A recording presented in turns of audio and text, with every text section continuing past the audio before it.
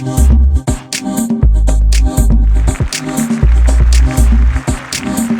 to the Impact of Educational Leadership podcast with ID3 for Isaiah Drone III. This show was designed to provide an exclusive forum on educational achievement gaps related to learner success while discovering relationships and family issues in a diverse setting.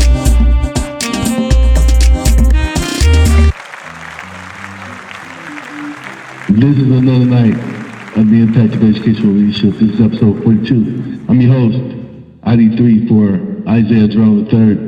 Tonight's panelist, we got him back again. We're so fortunate. Mr. Buddy Thornton, doctor.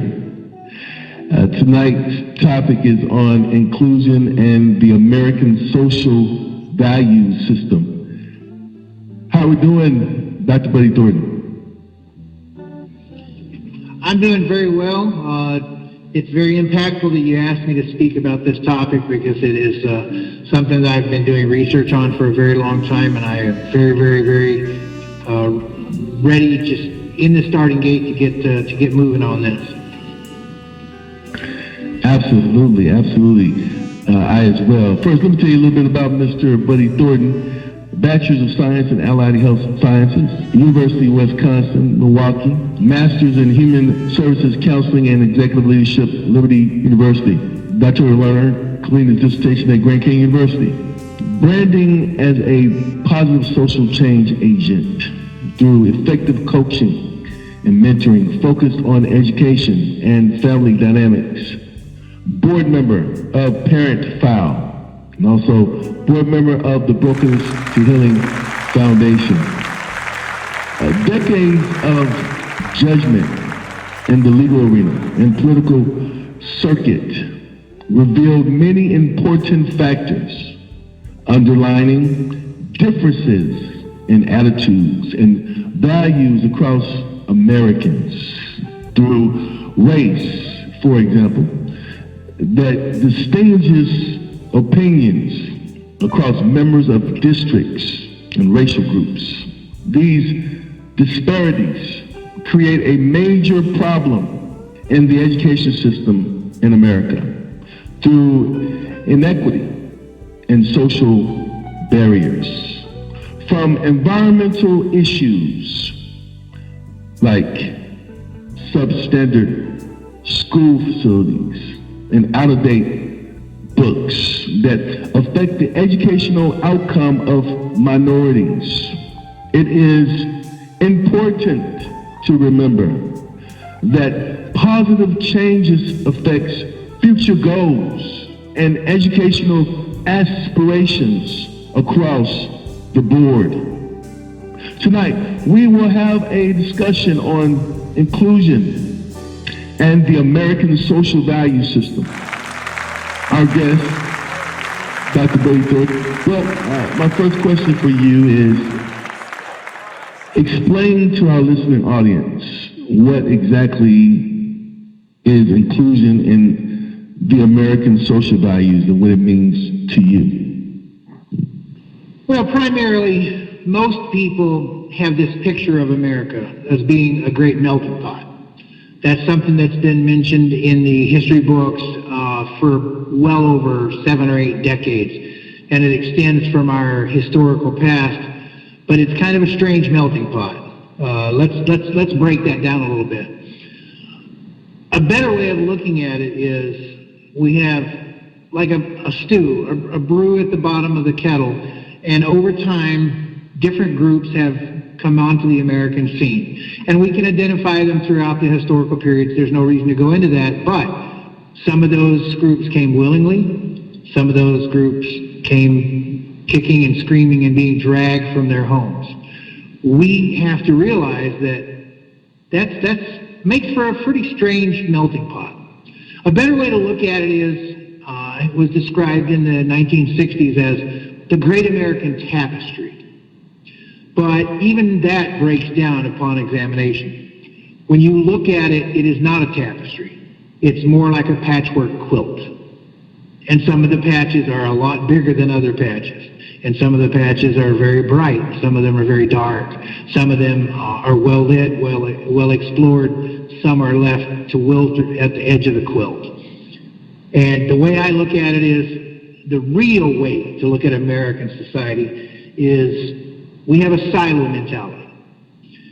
Yes, it's based on in-group mentality and out-group mentality and stems from our past. It emerges from our biases, which have been explored in several podcasts.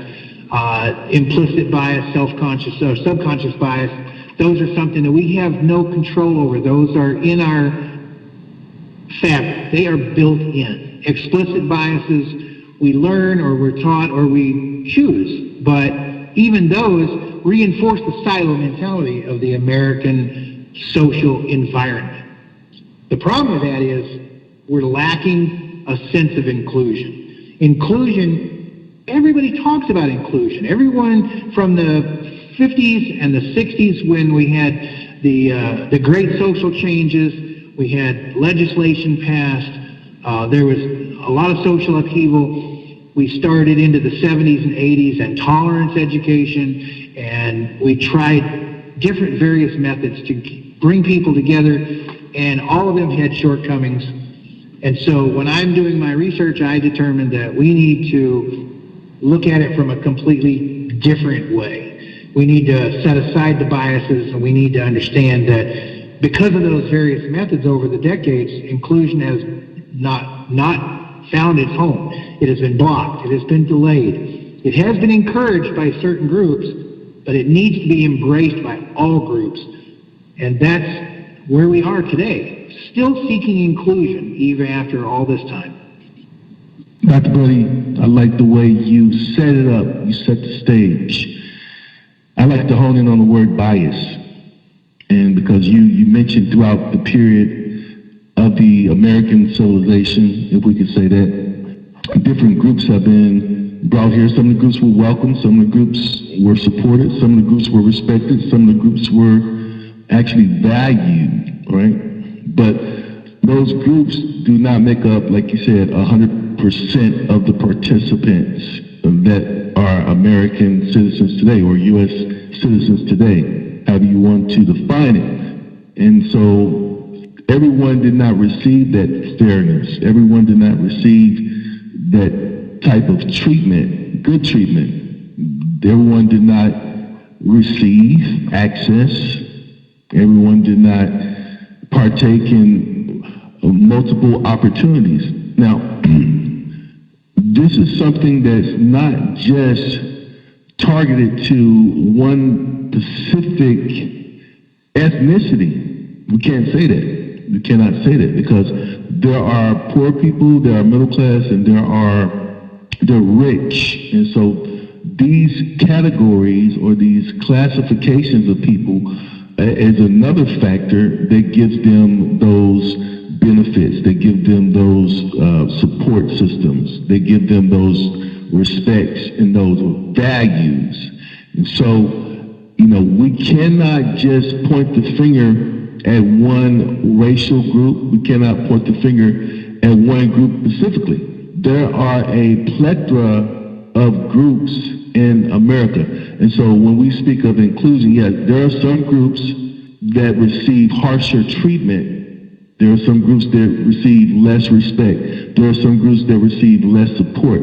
But let's not just, and I know you're not doing that, but I'm just saying for the listening audience, let's just not focus on one group, right? Because we're bigger than that, okay? We want to think on a global perspective, and we want to think, on an American perspective too, because we're talking about inclusion in the American social value system. So I love that response, and I'm excited because I can tell where this is going tonight in this discussion. So with that being said, my next question for you, what ways should educators make use of existing skills and knowledge for their students or in their students?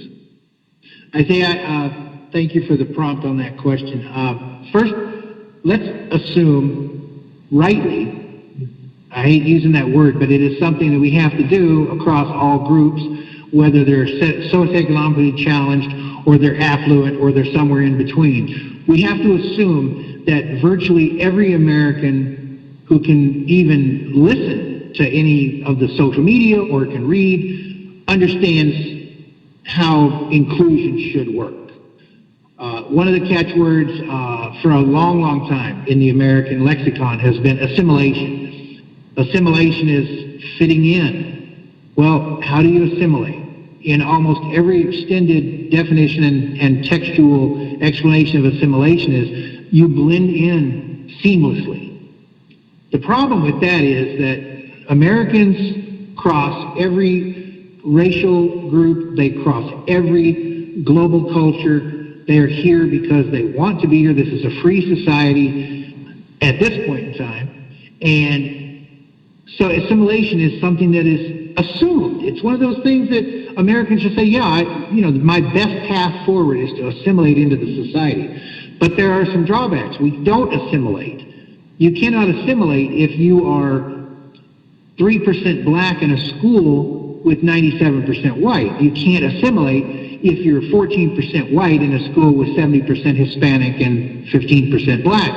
You cannot assimilate across the silos that have been constructed in the American fabric. We don't think in terms of ignoring the silos. People do not ignore the silos. So assimilation, in retrospect, is a failed attempt at trying to draw people to inclusion. Usually what that leads us to is acculturation. A lot of people believe that, we're going to let you keep some of your culture. We're going to let you keep some of your historical perspective. But we want you to fit in as an American. We want you to drop everything else and just try to be like everybody else. The problem with that is, again, that silo mentality. People still want people to forget where they've come from, or they show disrespect for other people's historical perspectives, or if someone wants to dress the way they did where they are from their native country, and people look down on them, or they showed contempt for them. The true measure of reaching inclusion is getting to the concept of social amalgamation. Engineers use amalgamation to create alloys. When you make a strong type of steel, you're adding iron to other elements, and you're making something that is extremely durable, extremely tough. Possibly flexible, depending on the mixture of metals, but it is an amalgamation to create strength. For America to create the greatest amount of strength, we must have the greatest amount of inclusion, and to do that, we have to reach social amalgamation. With students, we need to find out where they are psychological. Where are they? Are they in the assimilation or the acculturation phase? Can they understand what amalgamation is? We can get them over that psychological hump, and then we can expand their concept of their in-group. Because if you understand amalgamation, you understand that your in-group now needs to include a heck of a lot of people who used to be in your out-group. And that is actually the best way for teachers to approach it. Let's break down the in-group, out-group mentality through an explanation that by being a mixture of different cultures and different people, we increase the strength of the American society. Mr. Thornton, lovely response. I love the way you built self-esteem. I love the way you encouraged the listening audience. I love the way you could hear the experience in building healthy relationships and making wise choices. You used the word assimilation. And the first thing I thought about was the word values and the value system.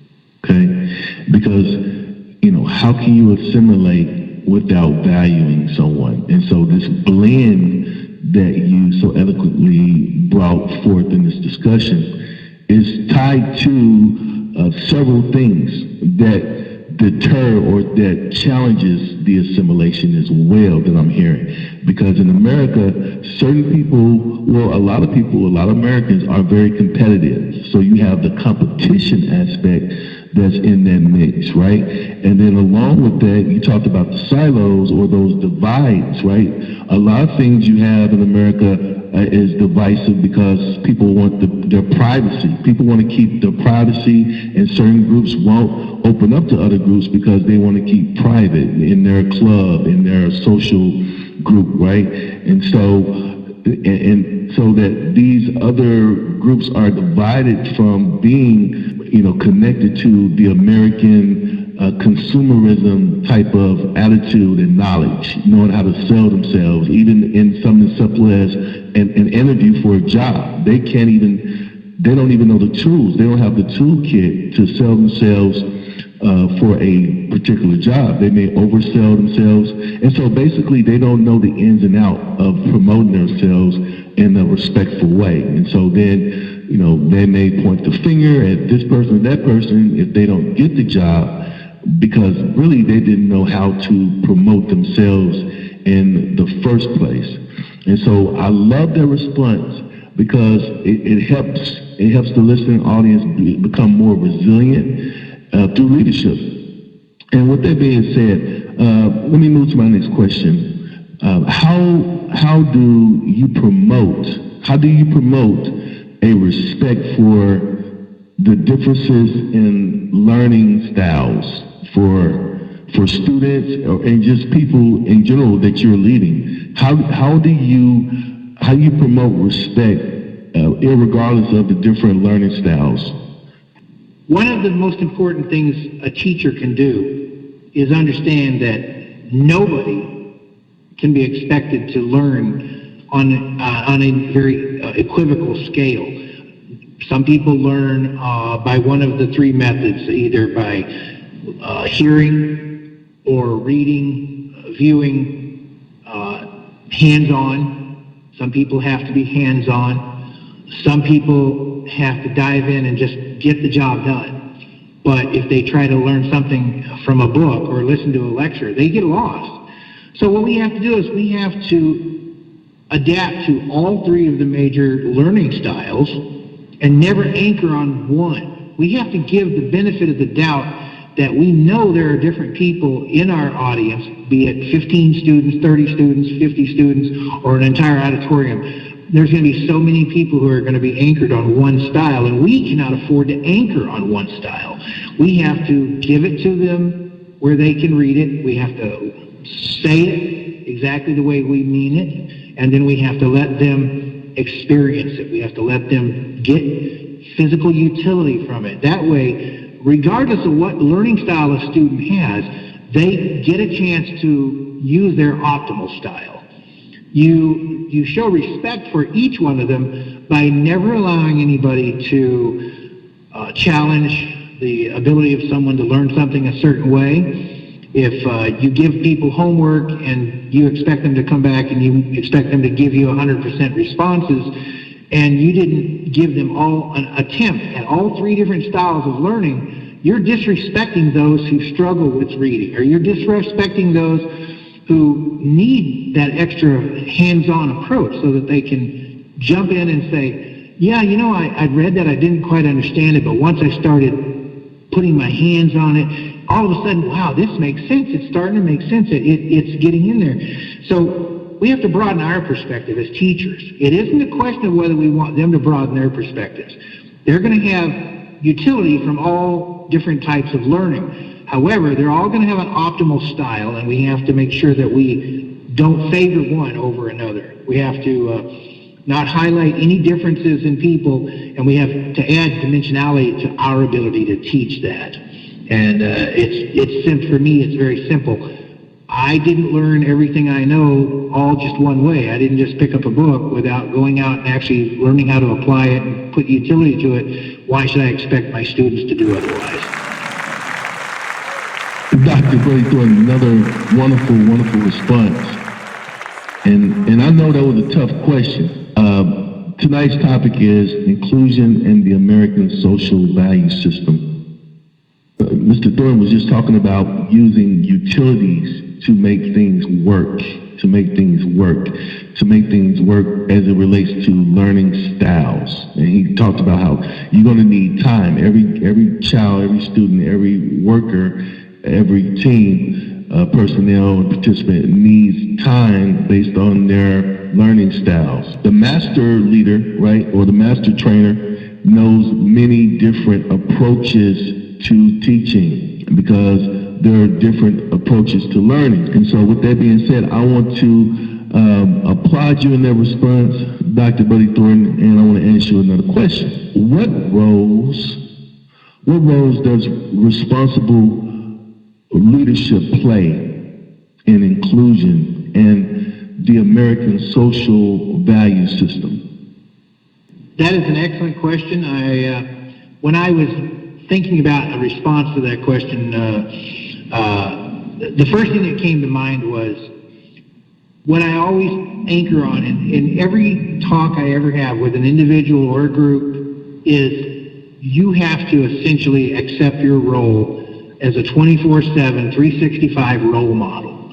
You must at all times accept that there is somebody who is going to be learning something from you every minute of every day, and even from the bedroom to the living room to the grocery store to the school to the boardroom to an auditorium to a stadium. You have to always represent yourself in the most positive light.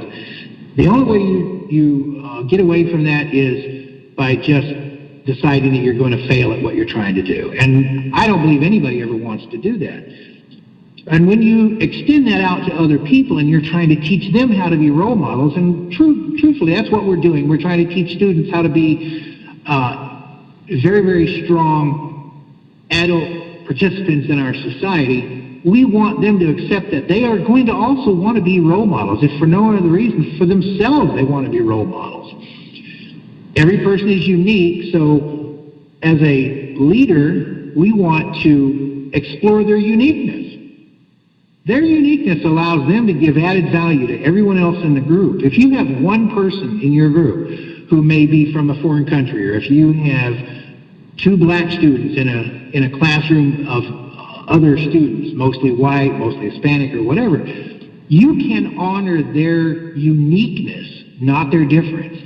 That's one of the things that's a problem in American society. We look at differences instead of uniqueness. There's no such thing as better or worse. There's only different, but different comes with a price tag. Uniqueness doesn't come with a price tag. Uniqueness comes with added value. You need to avoid exclusion, because exclusion to me is laden with contempt. If we exclude people, or we don't call on them, or we don't help bolster their self-esteem and help them find their own self-esteem, then what we're doing is we're just piling on the way society has for decades. And we can't do that. The American social value system has anchored on what I like to call limiting beliefs, and we need to expand to limitless beliefs. Applaud people's uniqueness, applaud the value that they can bring to the group, and then encourage the group to applaud that value and absorb that value and create that situation where everybody gets to be part of that, not a tapestry, not a quilt, not a melting pot. They all get to be a shining example in the overall perspective of American society. That is something that leadership has failed to do up to this point. And although a lot of us strive to be good at it, we really need to work harder at building that added value based on the uniqueness of every individual. Wow. You know, Mr. Buddy Thornton, let me tell you, our goals tonight in this discussion was to meet encouragement. Another goal we were to meet was self-esteem, building self-esteem, and building tools for healthy relationships and respecting different individuals. Another goal for tonight was to build how people make choices, positive choices. And another goal was to build mental wellness and to build resiliency through leadership. I believe, personally, in this discussion, all those goals were achieved. And before I go on and thank you, I want to mention tonight's topic again for those that's listening in. Tonight's topic is inclusion and the American social value system. Okay, now the American social value system, just like any other country in the world, right? The United States is composed of many different types of people with a diversity of values systems or core values, however you want to call it. Okay, and so there are many cultural traits that are attached to these people. Right? And so how do we communicate? How do we interact? How do we value the differences? How do we relate to each other? And how do we become a blended citizenship, a blended country, almost like a blended family? Though everyone did not come from the same mom and dad, right? But there is a type of cohesiveness and a type of connectivity because, hey, we're all Americans. We're all Americans. And all of us were created equally. And so with that being said, let me ask of you, Dr. Buddy Thornton, let me ask something of you, sir. I want to pull on you tonight before I let you go, because we're almost out of time, but I want to pull on you before I let you go, and that is, what is the doorway to future best practices that's aligned to this discussion tonight for leaders? Isaiah, one of the most important things that leaders need to understand is that life is messy. In different contexts and in different forums, I have expounded upon the fact that life is messy for every human being. It doesn't matter what your socioeconomic background is. It doesn't matter what your race is. We all have to deal with our own version of messy. Messy is just a catch-all word that says, wow, that just happened to me. Can I really believe that just happened to me? A leader, a teacher, a politician, someone who we are asking to give us a guiding light needs to treat us with dignity. If you start every conversation, if you start every process, if you start every education cycle with a goal of creating a dignified presence for every person involved in the process, every stakeholder, it doesn't matter what else happens. As long as you maintain the dignity, the door will remain open. The door not only will remain open, but it will be widened. We have to communicate an uplifting, inclusive message. We need to stop looking at assimilation because it just doesn't work. We need to stop looking at acculturation because although that allows someone to honor their past, it doesn't allow them to look broadly at including other people. You know, invite people into your culture, but then be willing to dip your toe into theirs. That is the doorway.